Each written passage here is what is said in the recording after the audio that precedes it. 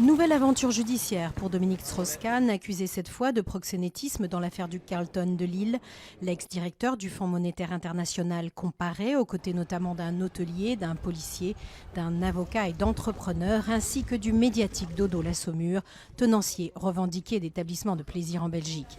Près de 4 ans après l'affaire ultra médiatisée du Sofitel de New York, il est soupçonné d'avoir été au cœur d'un réseau de prostitution mis en place par ses amis du Nord. Il risque cette fois jusqu'à 10 ans de prison et 1,5 million d'amende.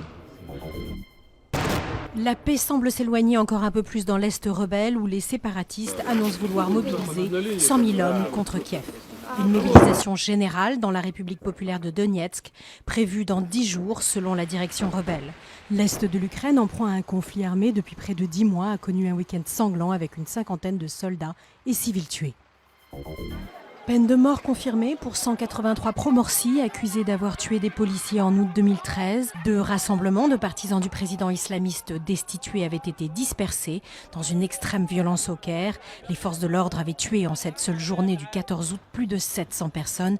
Quelques heures plus tard, une foule en colère avait alors attaqué le commissariat de Kerdassa et tué 13 policiers. La justice a également annoncé l'ouverture le 15 février prochain d'un 4e procès visant Mohamed Morsi pour trahison et espionnage au profit du Qatar. Le très attendu verdict Michelin, dévoilé de façon inédite au Quai d'Orsay, la boîte tenue par les Savoyards père et fils, René et Maxime Meyer, rejoint le club des 26 restaurants 3 étoiles de France de cette édition 2015. L'autre star couronnée est parisienne, Yannick Aleno pour le pavillon Ledoyen sur les Champs-Élysées.